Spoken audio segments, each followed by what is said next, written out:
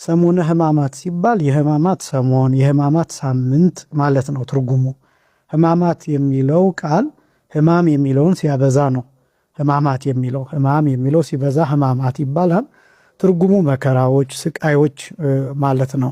ሰሙነ ሕማማት ማለት የስቃዮች ሳምንት፣ የመከራዎች ሳምንት ወይም ደግሞ ልዩ ልዩ መከራ፣ ልዩ ልዩ ስቃይ የሚታሰብበት ሳምንት ማለት ነው።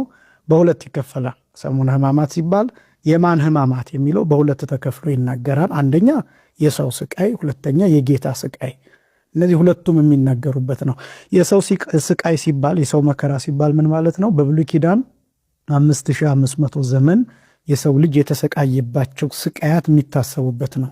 በመንጸፈ ደይን መውደቃችን፣ በእግረ አጋንንት መጠቅጠቃችን፣ ወደ ሲኦል መውረዳችን፣ በዕዳ በፍዳ መሆናችን፣ ያለ ልጅነት መሆናችን፣ ከገነት መውጣታችን፣ በምድረ ፍዳ በምድረ ፋይድ መኖራችን፣ እነዚህ ስቃዮች የሚታሰቡበት ነው። ይሄ ብቻ ደግሞ አይደለም። ነቢያት ያው ዓለም ስላልተገባቻቸው የፍየል ሌጦ ለብሰው ቆዳ ለብሰው ፍርኩታ ለፍርኩታ በየበረሃው በየምድረ በዳው የተንከራተቱት መንከራተት የሚታሰብበት ነው። ስለዚህ ሰሙነ ሕማማት ሲባል የሰው ልጅ ስቃያት ጸበለስን በመብላቱ ከገነት በመውጣቱ ልጅነትን በማጣቱ ምክንያት የመጣበት መከራዎች የሚታሰቡበት ነው። በስጋም በነፍስም በመንፈስም የተሰቃየው ስቃይ፣ እነዚህ ልዩ ልዩ መከራዎች የሚታሰቡበት ነው። ስለዚህ ሰሙነ ሕማማት የሚባለው ለዛ ነው። እነዚህ ከእሁድ ቀድሜ እንደገለጥኩት ከቅዳሴ በኋላ ስንብት ከተደረገ በኋላ ጊዜ ጀምሮ እስከ አርብ ማታ እስከ ስቅለት ማታ ስንብት እስከሚደረግበት ጊዜ ድረስ ያለው ጊዜ የ5500 ዘመን ምሳሌ ነው። ሲቆጠር ያው 5 ቀን ተኩል ይሆናል። ሰኞ 1፣ ማክሰኞ 2፣ ረቡዕ 3፣ ሐሙስ 4፣ አርብ 5 ይሆናል።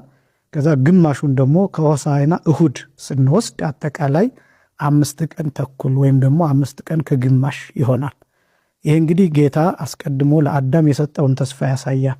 በመጽሐፈ ቀሌምንጦስ ላይ እንደተጻፈው በሐሙስ ዕለት ወበመንፈቃ ለዕለት ተወለድ ሞለተ ወለትከ ወእድኅ ውስተ መርበከ ወእትቤዘወከ በመስቀልየ ወበሞትየ ብሎ ከልጅ ልጅህ ተወልጄ አድንሃለሁ፣ በሜዳ እድሃለሁ፣ በመስቀል ተሰቅዬ ቤዛ እሆንሃለሁ 5 ቀን ተኩል ሲፈጸም ብሎ በተናገረው መሰረት 5500 ዘመናት የሚታሰቡበት ነው ሰሙነ ሕማማት፣ የሰው ልጅ ስቃይ የሚታሰብበት። ከዛ ሁለተኛው ሕማማት የሚለው የጌታችን የመድኃኒታችን የኢየሱስ ክርስቶስን መከራዎች የምናስብበት ነው።